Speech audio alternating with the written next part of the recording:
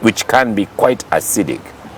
In July 2019, he was arrested for offensive communication against the person of the president and spent 4 days in jail, and insists he was tortured.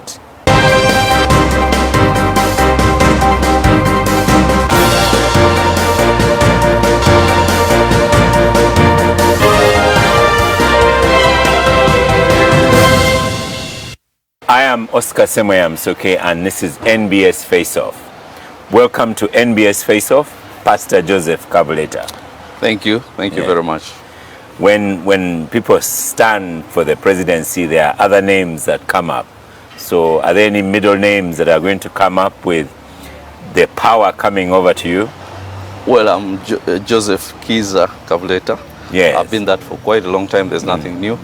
Okay. And well, it's on my national ID, so that's why I'm here. But the pastor one is not the one on your ID. No, that's pastor. a title. No, it's just a title. Okay.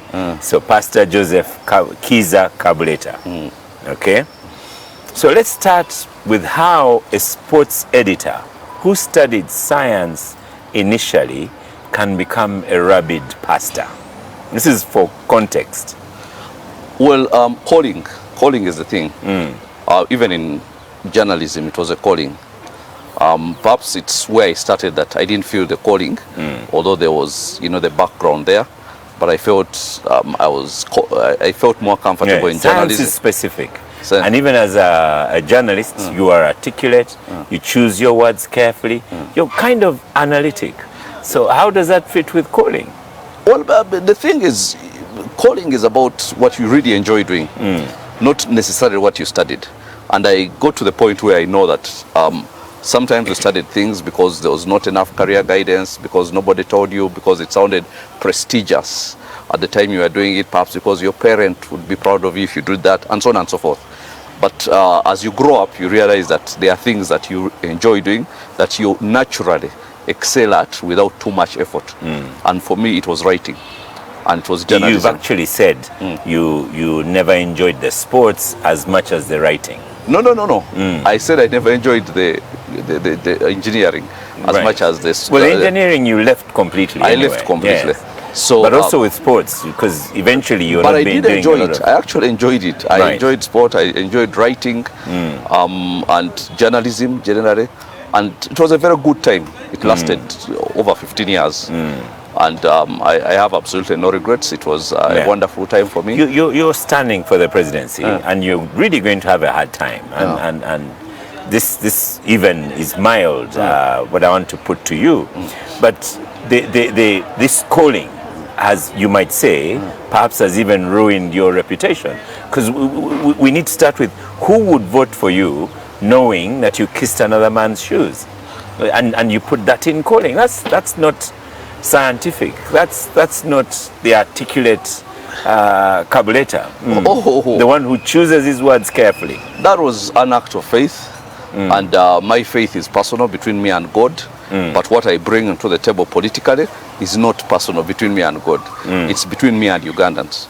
And a lot of them. But you've given us a history to judge. We're going to be looking at who am I voting for? I'm voting for a Kabuleta because of his act of faith, in my opinion, has misjudged the situation and gone and kissed someone's shoes. Well, that is your opinion. If you really reduce the presidency and the facts that our country is badly run to acts that are personal, of a personal nature, then you are the kind of shallow person, perhaps whose vote I am. I'm not talking about you yourself. No, but I know the representation you're making. No. And I'm saying, yes, I am. And right now, I have the vote. And because you went ahead lucidly, you defended that action. Yes, I did not regret the action. Absolutely not. In the flowery language, the powerful language you possess, you justified the action. Yes, I did. And I still do. So, and when you still do, don't you then think that your wish to become a president becomes questionable? Well, it becomes questionable for those people who are shallow enough to think in those lines. But we are presenting serious issues that affect everybody. Because wait. Joseph there are things, so many things. I don't want you to get away with the saying that those are shallow in that way. I want to put to you that there are some things that are universal. And the universal, nothing to do with shallowness. If you see someone kissing another man's shoes, there's nothing being about, you will have disdain Nothing shallow about that. That's quite universal. No, that's you. I'll tell you this. Did you see the Pope kissing Salva Kiir's shoe? So do you despise him because he did that? Or is that just specific to me? Do you know the circumstances of that particular Do you know one? the circumstances under which I did it? Has Apostle Mbonye been in a war? Do you even Has care? Do you even care to know the circumstances? I care the now. Thing is, I care now because you want to be president. So yeah, I because care. I want to be president, not on the basis of what I do in as an act of faith. I want to be president on the basis of what I bring to the table. And that is the most important thing. But do you think I'll be able to dismiss the previous action? You should be able to. And you don't even have to dismiss it. That was between me and God. It is none of your business. That's the point. It shouldn't even come up in something where I'm presenting myself to, to an electorate, because that is between me and God. There are so many things that people do between themselves and deities and God knows what, whether in shrines and so on, that are none of our business. And they don't even make it to the media. Some of them make it to the media. But the point is that I wouldn't judge somebody on that, because that is individual to them. I don't know. I don't know. No, you have been a critic of President Museveni, yes, as I'll point out later in this show. Yes. And I think you would judge President Museveni wrongly if you were to do that. No. On a personal No. level. But I'm going to, I'll come back to it. And you think I don't know where he does it? Yeah. Or to whom he does it? But have I brought that up? I am judging him on the basis of how he has governed this country. If what he does in his shrines or to his witch doctors or whatever is his business, not mine. Okay? Now what I do to my spiritual leaders is my business, and what I'm presenting to Ugandans is as a proposition for leadership. And what I'm telling you, you can't divorce the two. But it's good you quote the Pope and Pope's action, because following that time, you actually threw out the Catholic followers. Because in your opinion, even the Pope doesn't matter. Well, who said that? Joseph Kabuleta did. I did not say that. In his examples of saying, who is the Pope? Who is the Pope to my life? No. So if you voice expressions like that, then in some ways you're saying that even the Catholic followers may not need to follow you. No, that's where you get it wrong.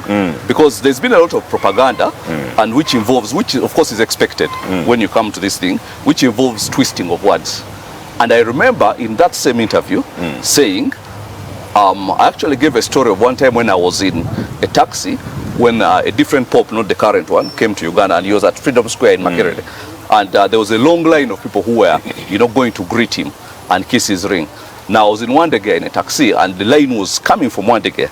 Now the taxi driver, who happened to be a Muslim, because I saw he had this, commented that these people have nothing to do. And I came down on him and told him, no.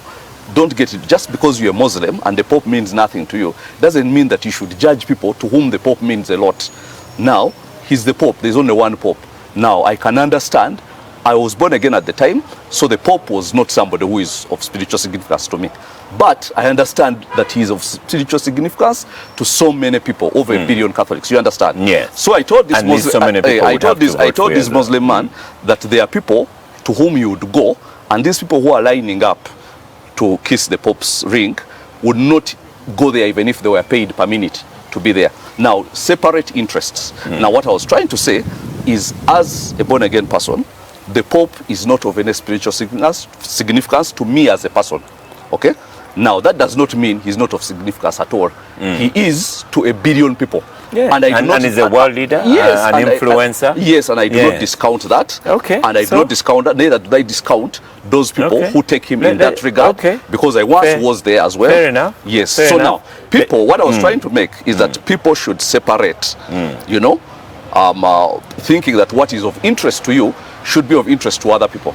So, because as long as they're not going to be our leader, as long as they do not stand for president, and as long as they're not our pastor. If you are our pastor, then yes, even your personal life may be of interest. But let me take you on with what you're saying.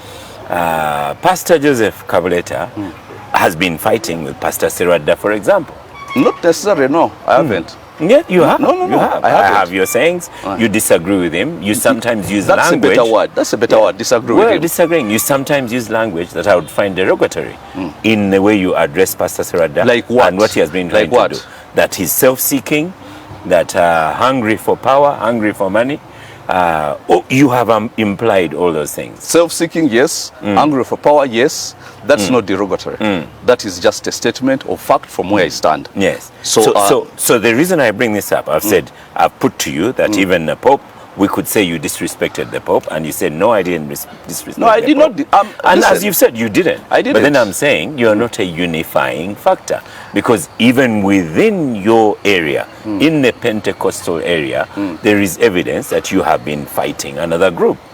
Well, if the things that are going to unify us, unify Ugandans under me, are not the kind of things that you'd look for in the Pentecostal group. What I am saying here is there is a subject that I am presenting as the key thing of my campaign, which is totally unifying for all Ugandans. At least enough of them to vote for me and to vote me to power. I would agree with that. Now, yes. now I don't have to be voted by 100%. I cannot even be voted by 100%, and I do not need 100% to become president. But if I put to you that Joseph Kabuleta is not a unifier, that's what I'm putting to you. Well, and the evidence is he is fighting Serada. Why is he fighting Serada? He said Serada is self-seeking. And the biggest accusation of all, Serada is seeking political power. But this is what this interview is power, about. Not political power. No, you said politics. This is politics. It's one of your accusations. No, and then you said power. Yes, power. He's seeking power. Yeah. Whichever, even if we take the politics off, now Joseph Kabuleta is seeking power. Yes. You're in the same position.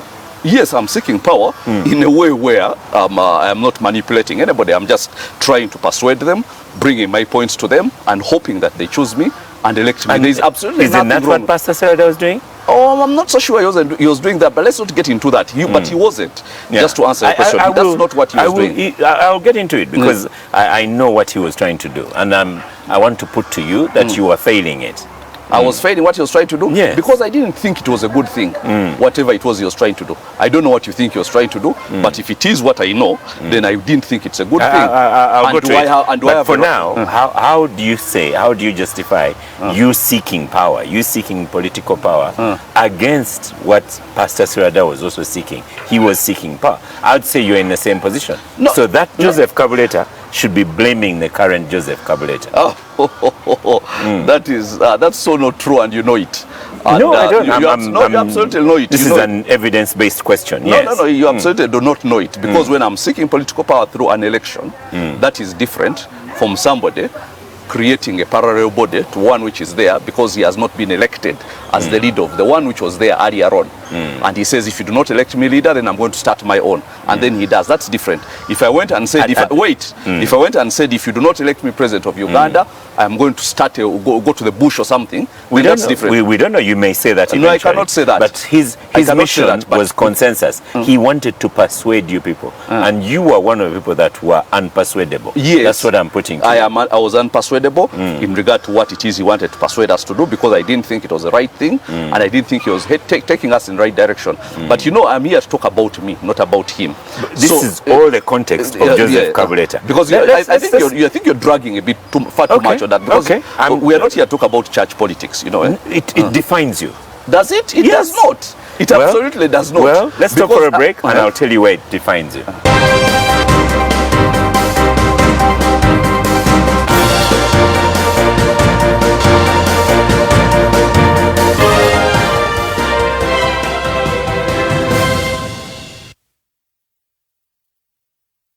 Keep your loved ones connected with Airtel voice bundles as they stay home safe. You can now gift any of the Airtel voice bundles to your loved ones free of charge. Yes, gifting of voice bundles is absolutely free of charge. All you have to do is dial *100*2*6#. Select from daily, weekly, monthly, Javise, Zawise, or even night bundles.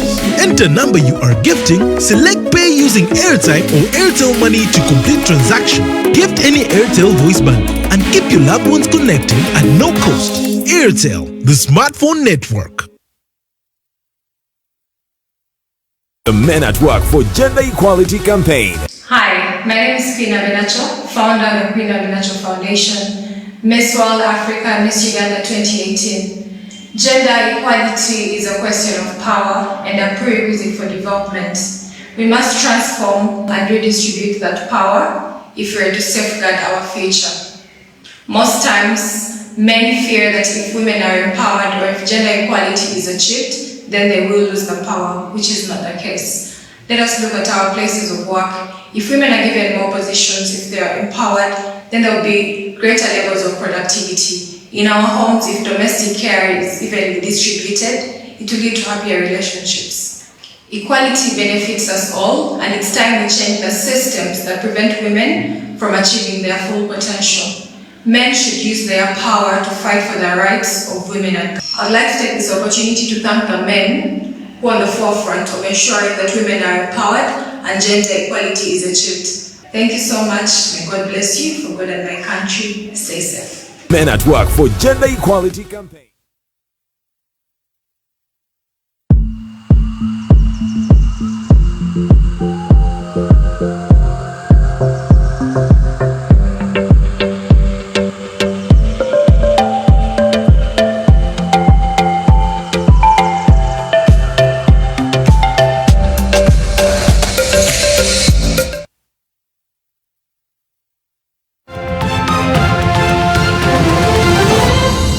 Uganda goes to the polls in 2021. Solomon Seranja, award-winning investigative reporter, will be reporting live from the Political Command Center.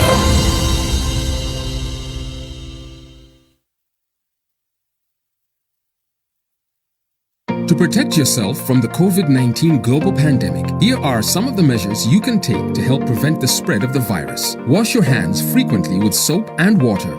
Practice social distancing. Avoid touching your eyes, nose, and mouth with unwashed hands.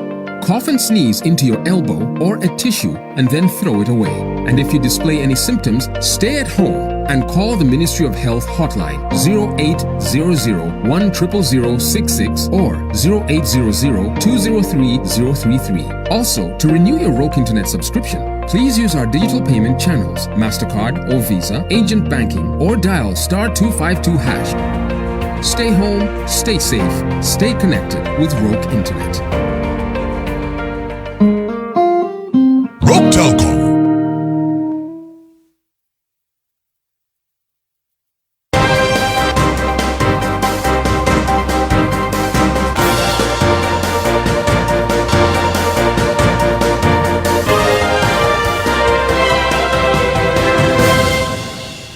Thank you for watching NBS Face Off. I am with Pastor Joseph Kiza Kabuleta, a presidential aspirant. Here is why I think we need to define you. The group you are fighting, Pastor Serada's group, was introducing regulation. Your group, including others that you don't necessarily agree with all the time, like Pastor Sempa, you were all against that, him and his group, because he was introducing regulation. You want to be a president, and if you are a president, you would need to set down regulation. What did their group want? They wanted pastors to have some kind of qualification. If you are president, you'd advocate the same. Let people who are working have qualification. They wanted to have churches have structures. If you are president, you would demand that KCCA has recommended structures, regulation, and all of that. I hope you would demand that we don't have noise pollution. So that's what I'm putting to you, that these things define you. Well, the thing is this, what we were fighting was we did not want Serwada to make government an arbiter of what is proper and improper doctrine, which is where he was taking us, because government does not know anything about doctrine. Their interest is not doctrine. And when I am president, I am not going to enter into who is worshipping right and who is worshipping wrong, because that's very basic of freedom of religion, religious expression, freedom of assembly with people with whom you have the same beliefs, and all those things, as long as you do not break existing laws. Now that's what we are saying. We are saying that so many people are in church out of calling. Okay, they might go and add qualifications to their calling, but we cannot make that a prerequisite for everybody who is in there. because otherwise none of those people, including himself, when he started becoming a pastor, what qualifications did he have? I agree with that aspect of yours. So now, but we have moved on. For example, so if you could say you started driving a car that was an automatic, but now in the year 2020, you could decree that going forward, I like cars that are from 2000, no, that's what I was saying. like cars. That's what I was Yes. saying. Even the church structures, even all the things they were asking for, we did not want them as a prerequisite, because in the practice, most of the churches started haphazard and they acquired those things as they went along. Because when you start a church, you do not have a congregation. You just start something and people come. agree. But Then now, right now eventually, you can go into the process of acquiring a lot of those things that make even registration. That makes it. And So these that's are the what things you blame President Museveni about. Which ones? Being accommodative. And you're saying the very same things. Being kind of accommodative is the best word. Because you would say accommodative to who? to anyone. To Who is he even accommodative to? Well, I wonder. But for now, Not you could anybody. make a stand and There are so many things you can accuse him of. Yes. Accommodative is not one of them. There is no place Yes. you can say that he's accommodative. He would Actually, he's say- the most exclusive. He has talked to rebels. He has talked to criminals. He has pardoned people. He has let you speak. And he has criminalized innocent people like me while talking to criminals and bringing them in. He criminalizes simple criticism of him as if he's not in public leadership. He comes up with laws like, annoying the president. How can you be there and you're not annoyed? How can I sit down and know that what I am writing is going to annoy the president? Even his wife doesn't know what will annoy him. Even my wife doesn't know. My wife doesn't know for sure what will annoy him. I want to get into that in a minute. But for now, would you stand for regulation? Regulation of what? For churches. I would not. Would you stand for order? Would you stand for qualification? I would not stand for any of those as a prerequisite for anybody to start a church. I would not stand for anything that involves entry of politics into church. I don't know. No, I'm Pastor telling you what I don't know. No, I'm a teacher. Let me change it. Take it away from you then, as you said. I'm a teacher. Would you wish a teacher to go to a class without prerequisite qualification? No, Would that's you wish different. a teacher to start a school without qualification? No, that's different. How is it No, different? because would you wish a politician to have to go and do a degree in political science? Would in you wish? Uganda, isn't that what we have? No, it is not. We have it. We say you need to have a 6 qualification. That is the bare minimum. Yes. What about if you are standing for the other positions which are not parliament? Below that, there is actually no qualification necessary. You know that. So, and who has been pushing for no qualification? The same president.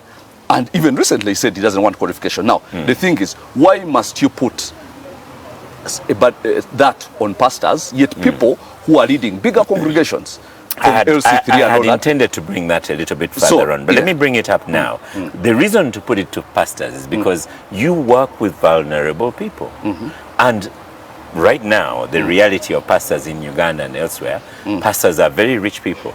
And you yourself that is totally very not rich true. people. That's not true. And Pastor Kabuleta, you've written about it. I have a theme for you, and I put it all in a little theme, using your own words. Is money your servant or your master? Yes. And this is from Richmond Virus. Yes. And I'd say because of that alone, you need regulation of pastors. Because of the wealth? Because of their wealth and where they get their wealth from. That is the problem. Where is the problem? You must be a movement cadre. And that's I'm a teacher. That's exactly what we are fighting. Because why must you fight wealth when we have a lot of poverty? Actually, now, wait. That's the mindset that is bringing me into politics. Because there is a lot of fighting of wealth coming from the top, as long as it does not belong to that family. Any wealth outside of that family has to be fought using repressive taxes, wealth tax, all these things. But what is wrong with wealth? Unless you can prove that somebody got it in a bad way. And we know the people who get it in a bad way. Unless you can get it from people who are vulnerable. Who are vulnerable? What makes them vulnerable? Because you don't think like them. So you think that born again people are stupid, that if they give their money to the pastor, they need your help to tell them how to use their money. Did you help them earn that money? Now, idleness is telling somebody how to spend their money when you had no input in how they earned that money. So if I want to give the entirety of my salary to my pastor, that is none of your business. It is a lot of my business. No, let me tell you what. No. Unless you are my wife, my child or somebody. But as you, it is not the right it is way to none, look at it. No, it is none of your Pastor business. Kabulet, let me give it to you. Let me tell you where it's part of my business. Yes. If I have a Pastor Kabuleta whose senior can engineer a miracle, okay, and it is because of that miracle is where you have people wishing to donate all of their salary, then it is my business Why to is it have your business? regulation because I have a Joseph Kabuleta wishing to be president, a former scientist, but believes in a miracle. Yes. Believes that someone woke up from a dead and walked. Yes. That is the problem. I need some regulation against me. Perhaps Against I my don't have- belief? No, Against against you me believing that promoting somebody your can- belief. Yes, against you promoting your belief. Why? Because I have your belief that- might solicit money out of me. So I need some kind of Why protection. are you so concerned about money? My No, belief. I am so my concerned belief, about concerned about Kabuleta getting money by projecting a belief that someone Let me tell you rose what from I'm the concerned dead. about. I'm concerned about a few politicians having billions of shillings and of dollars Yeah. and all the wealth of this country when the citizen A when lot the, of your electorate will be equally concerned about it. Yes. when the citizenry Yes. are wallowing in poverty. I'm concerned about people who make decisions from the comfort of their houses without having regard for the people down there who are affected by those decisions and for whom it makes a difference between feeding their children and not. I'm concerned about the fact that people want to demonize wealth and yet nobody wants to demonize poverty. Now, I would rather demonize poverty because I don't have a problem with people being Okay. rich. Okay. I have a problem Okay. with people Well- being poor. well spoken. Now, the Well spoken. reason actually I'm What's- coming is don't- because I want, it's the Before- poverty I'm I fighting, will ask not you the a wealth. comment. Ma'am, before, when you were in prison, you actually went to a police station in your silver Mercedes. And so the people you're denouncing, perhaps you're part of them. Which And people? The politicians, those very rich Did I politicians. steal any public, am I a public servant? Have I ever been a public The servant? first question you're going to ask was a better one. Did I steal anyone's money? Yes. And I'm saying, if you sold an idea to them that you know how to raise people from the dead, that's where we need regulation against you. Now, because the- some people might be deceived into believing that you're able to do that and donate all their salary to you. And now you want to be my president. That's where I'm coming from. Now you're trying to impose your belief on me. Because Now, I have to vote for you. No, Yes. you have to vote for me, but you don't have to vote for me to win. Because I don't need all 100% of the votes, you understand? Now what I'm telling you is that if somebody believes that if they go and kiss the ring of the bishop, their sins are forgiven, who am I to say that they are wrong? And, That- and, no, and wait, if I wait. think they are wrong, I would not wish If to I vote think for they them. are wrong, it is between them and their God. It is none of my business. Now, that's what I'm trying to tell you. Faith is an individual matter. It is not legislated here. It is legislation. People believe in God and because they believe in a life hereafter. You understand? And the right and wrong of it will be determined there, not here. So now, if somebody believes that they are supposed to do this, they are supposed to do that for purposes of righteousness and that is their business. Now, as government, when I am president, not if, when I am president, I will have no business in that unless those people, number one, prove that the people whom they are taking money from are mentally deranged and they are not in a position. In matters of passion, in matters of passion, I meant you do know that you can have a crime, and then I it say you have that was a crime of passion. No, so at that a crime moment of passion in time, has to be a crime. yes. First. So A crime- if you solicit money out of passion, No. If a crime of passion has to first of all be a crime, okay? And there is nothing criminal about people going and giving towards the work of God. And now what people do not understand is that all the things that you see, the structures that you ask for, okay? The registration, the this and all that, where does that money come from? From the people. Then now when the people bring the money, then they put up a structure and what? Then they say they are fleecing them. So is the money supposed to fall down from heaven? Well, so now you see, you contradict I see yourself where you're in coming this. from. Now, But here's your own contradiction. What you do is the matters of faith are sacrosanct between a person and their God. And they are better left that way. Okay. Unless, as my I said, final question on matters of God, on matters of faith. When you say you want to fight poverty, I'll say fair enough. But then if you allow someone to donate their entire salary, then you're not fighting poverty in any way. You are rejoicing from someone who's given you their everything. As a pastor, even in Luganda, you know what a pastor means, a leader, okay? You should be telling someone, nope, do not give away all your salary because you need something to live on. is that based on Bible doctrine? No. It's based on leadership. No, And because based on, as you said, fighting poverty. leadership is not going to take away the fact that I believe in the Bible. And I have believed in it before I ever thought of becoming a politician. And I'll believe in the Bible when I am a politician. And I'll believe in the Bible when I stop being a politician. It is the one thing that's not going to change about me. So unless your logic is based on Bible doctrine, then we leave doctrine alone. Because there are things which are in the Bible for which I cannot change my mind. And on matters of Bible, you are far better than I am. And what I'm putting to you is if you want someone not to be poor, why would you allow them to give you all their salary? Let me ask you a question. Have you heard the story in the gospel of a woman who came and gave 2 pence and Jesus praised her and said she has given everything that she has? Did Jesus say that to give her back her money, she's poor? Why didn't he say that? And there are many more examples. When Jesus was the one who was generous, there are many arguments that can counter that example. No, you're not, Yes. do not counter it. It would just seek to, come up with something else. But if Jesus himself said, you see all those people who gave, this woman gave more than them because she gave all that she had. And did Jesus rebuke her for giving all that she had? Did Jesus say that give her back her money, she doesn't have dinner? Why didn't he? You see, these are things that you should leave for people of faith. Yeah. Now, if you do not believe in that, you leave it alone. But when we go to leadership, the resources that we are dealing with are national resources, okay? And the people of the country have a right to understand how those resources are being used. Now, there they have a right, an absolute right. Now, you have no right about how I use my money, unless you helped me make it. But government money, you have a right. And that's the right we are fighting for. For people to have a right to determine how the resources of their country are being used without them feeling that they are disenfranchised from, the table. And somehow they are somewhere where they are, Let's stop for a break. And after the break, I'm not coming back to matters spiritual.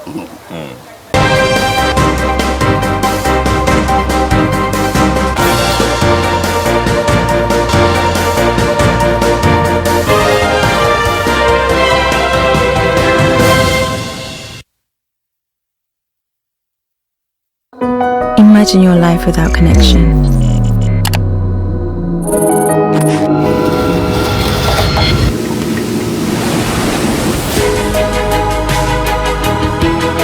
Every change comes with new challenges and opportunities.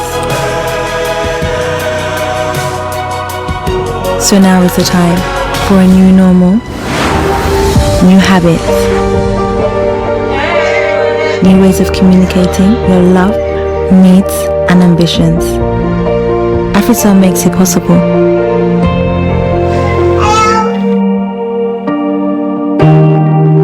Staying apart, together, with one heart.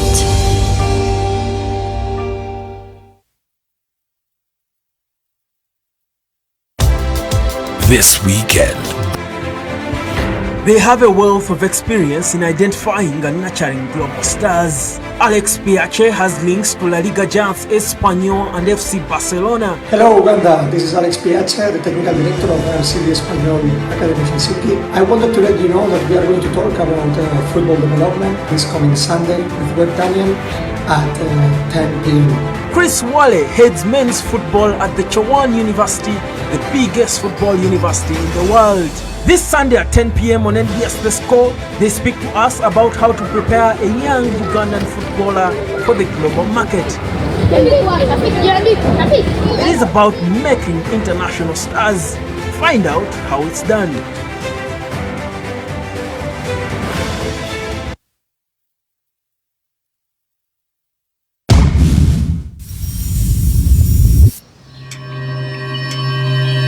Saying you want the best for them hardly describes it.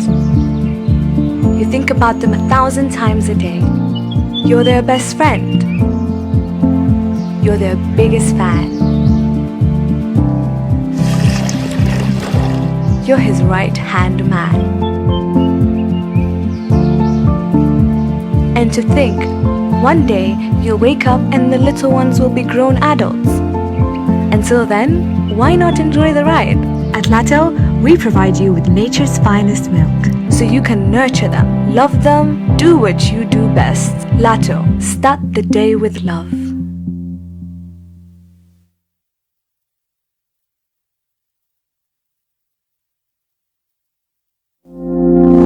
Have you ever wondered how you conduct business online? Make that call to a friend, watch TV with family, and even check in on your security, all in a blink of an eye. Soliton Telmec is one of the reasons this is possible. We are the #1 network telecommunications engineering company in East Africa. Telecom network planning and design, OTDRs and splicing machines, network development, mass construction, backbone. We are the leading providers of fiber optic networks, making life better by staying connected. Soliton Telmec, building networks for life.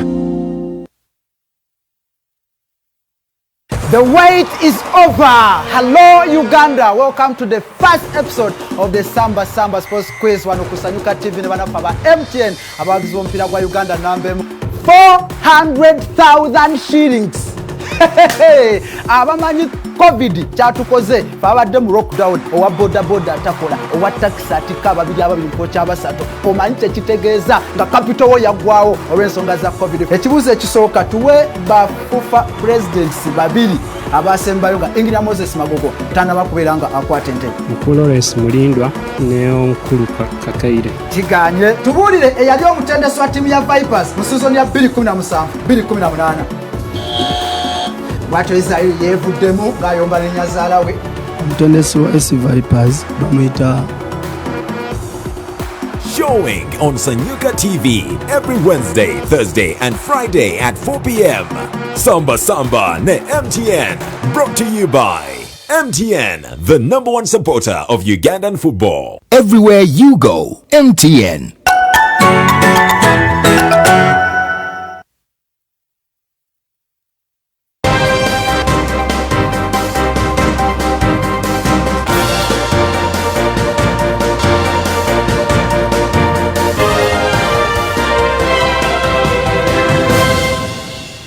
Thank you for watching NBS Face Off. I am Oscar Semwams. Okay, this evening with the presidential candidate Joseph Kabuleta.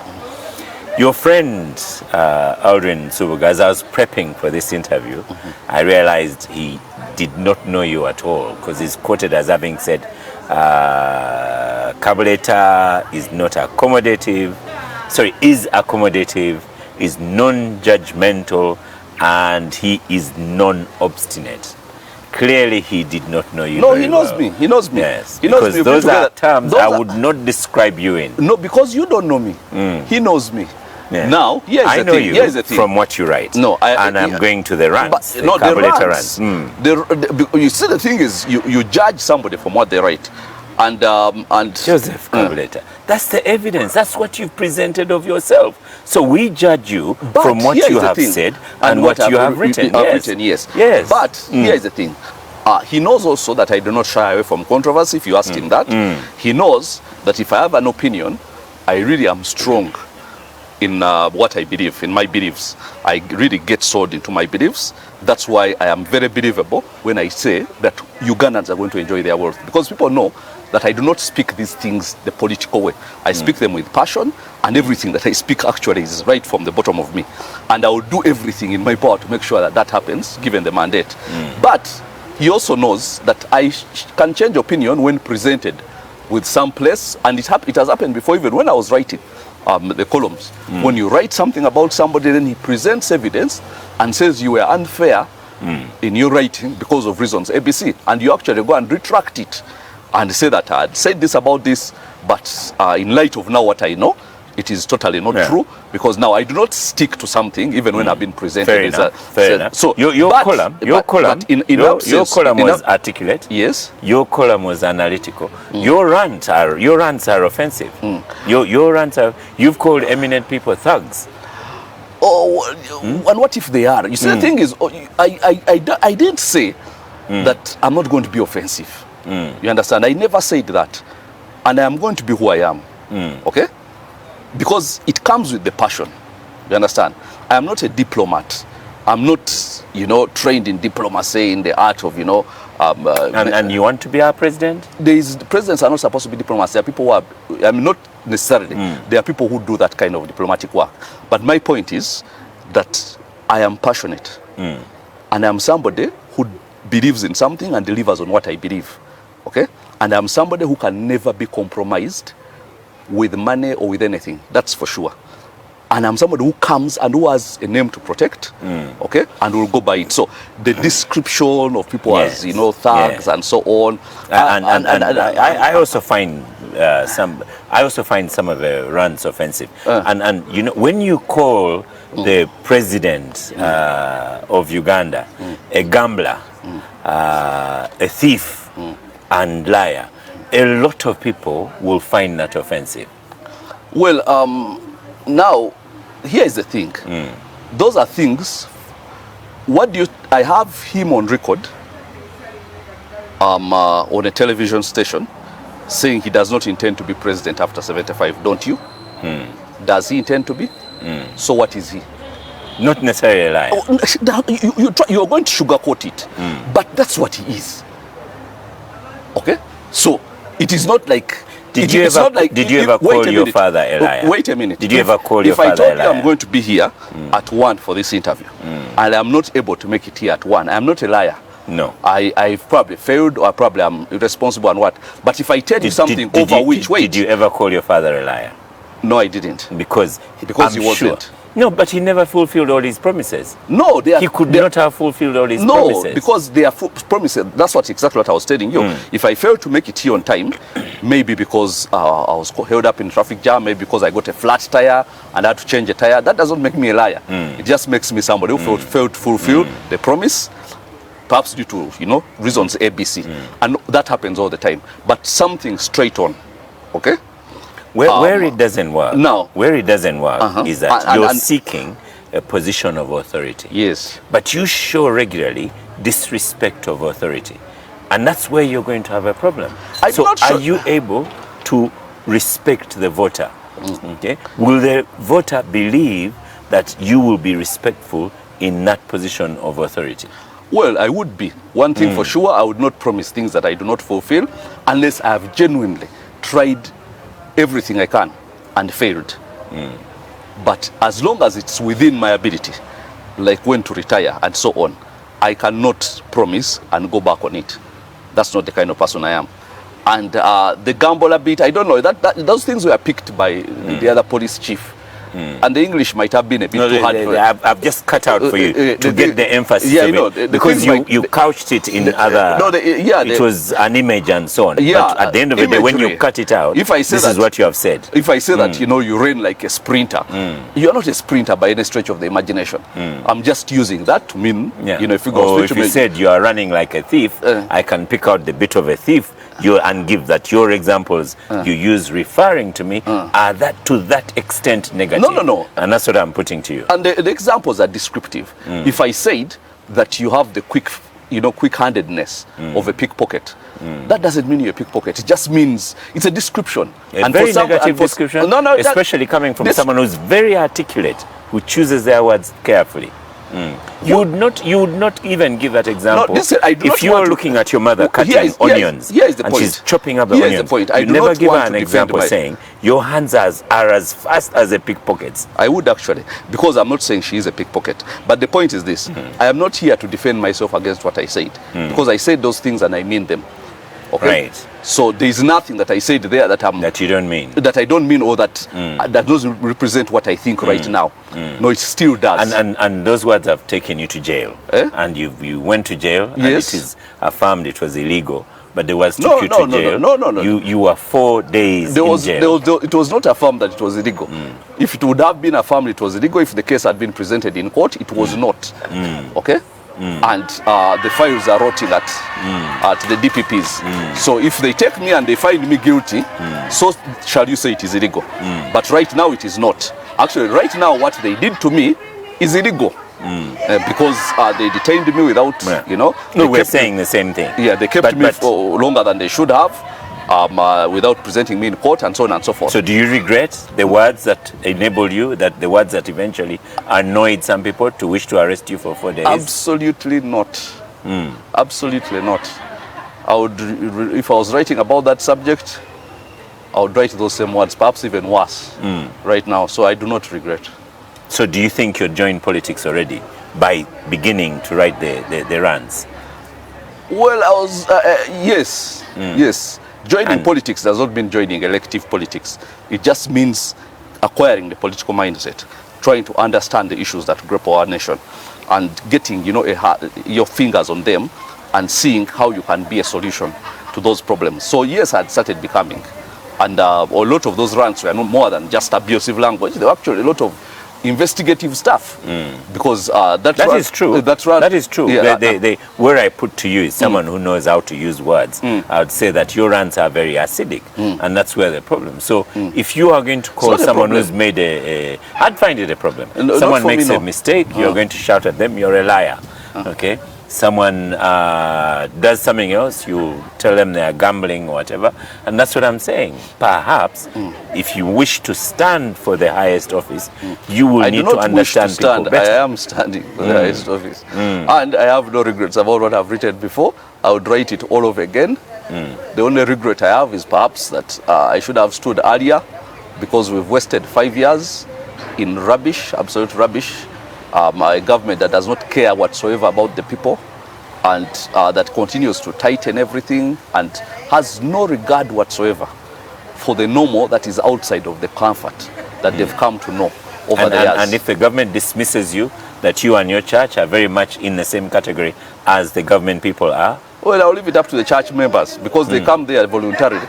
And unlike us who are, you know, governed by the involuntarily.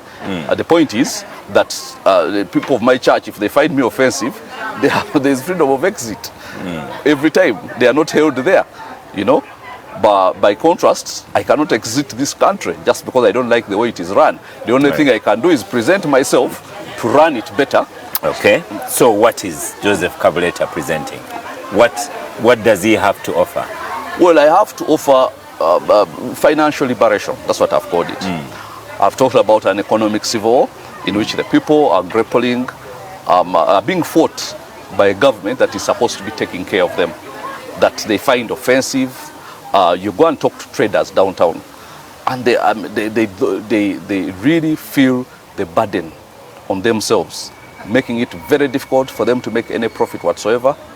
And they know that there are some people who are exempt from all these burdens that are placed on other people. So it really is like a classification system, a caste system, where there are people up there who are a law unto themselves, and then there are people below here who cannot rise above a certain level without there being some kind of chopping block. Maybe that's a good description of current situation, and many people may not argue against you on that. Where you are not clear is that financial liberation. Yes. A lot of people in Uganda will argue that we have final liberation in Uganda. We have financial liberation in Uganda. Uganda is one of the fewest countries in which you could have become an engineer, a sports editor, a journalist, a pastor, and made money out of it. No. I could have become that anywhere. Maybe perhaps in North Korea. My point is, definitely not in North Korea. No, that's my point. Why we settle for very, very basic things. Very basic things. So that somebody says, because you drive a grey Mercedes-Benz, so now you're rich. I'm not. I want us to be measuring wealth in actual property. So how will you? I'm looking for how you will make wealth for me. As you say, financial liberation. First of all, I want to vote for first of all, I'll make sure, because what I'm talking about here is that we are not a poor country, and we know it. We know it. At least anybody who has been looking around knows it. Okay? They know that, you know, there are so many, or a lot of foreigners who come here and they are given tax holidays, about 830 something billion shillings of tax holidays for foreigners. We are the only country or the only family where outsiders are treated better than children of the home. Whereas the people downtown are grappling with those taxes, and people come from abroad who are not offering anything significant, but they're given very relaxed tax holidays. So one of your measures would be to remove tax holidays. No, I'm just giving you an example. Yes. I'm saying I want for us to feel that we have a privilege in this country more than foreigners. That's just prestige. Let's stop for a final break. The other way around. Yeah. And that means, given, let's stop for a break so I investigate this further.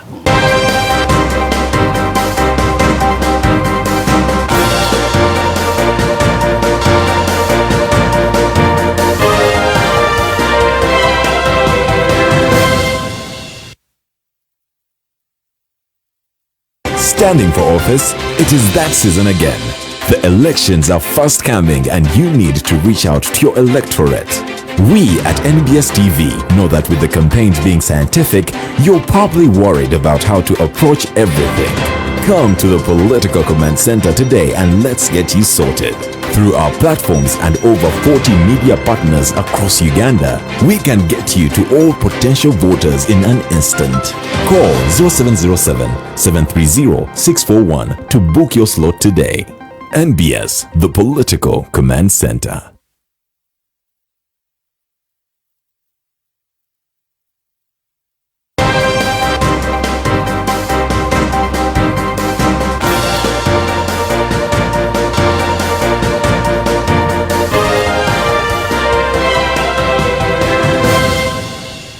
You're watching NBS Face Off. I'm Oscar Semweyamsoke with a wannabe president, President Joseph Kiza Kabuleta.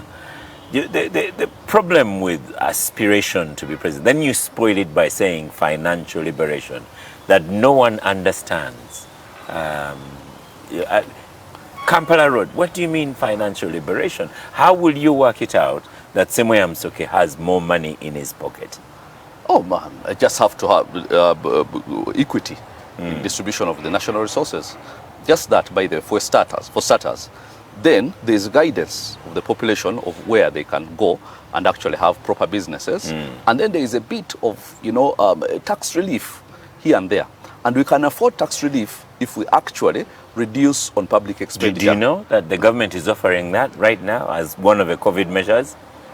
They've said some penalties have been suspended. In what measure? Let me income tax has been postponed. Let me tell you something. You can pay by 30th. Payee can be deferred. Yes.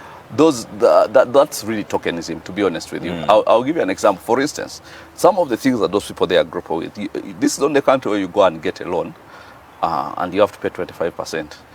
For some of those loans. And that is... None of them is a government loan. No. My point is that... But we agreed to that kind of liberation. No, my point is that those rates can be lowered if Bank of Uganda lowers their rates and then makes the commercial banks lower their rates as well. So that's... Actually, at the moment, Bank of Uganda has the lowest rate in a long while, but they don't seem to be able to control the commercial banks. Now, they have the lowest rate, but how does that compare to the neighboring countries? So what I'm trying to tell you is this.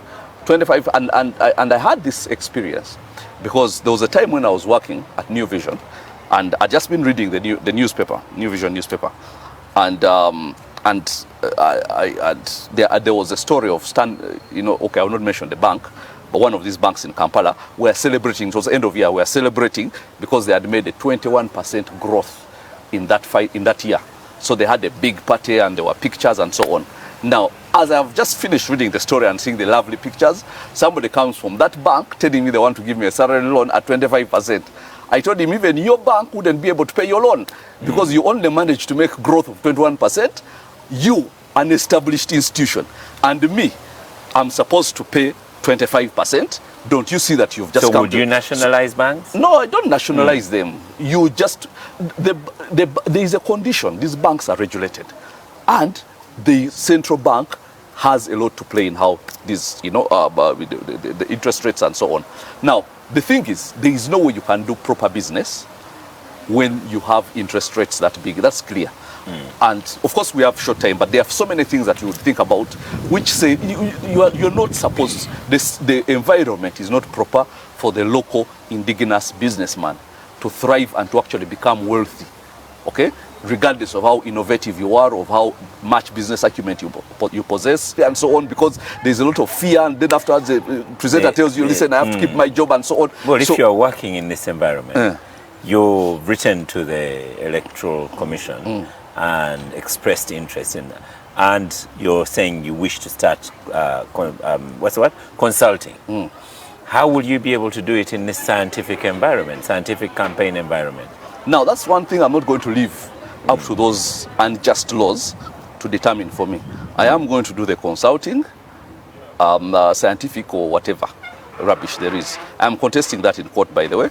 And we have, a hearing on Tuesday in which I might get an injunction. That's the day after tomorrow.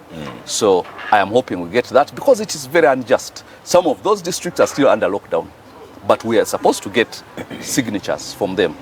And there is a timeline, a very tight timeline we have to follow. So we have to go and consult the people. Okay?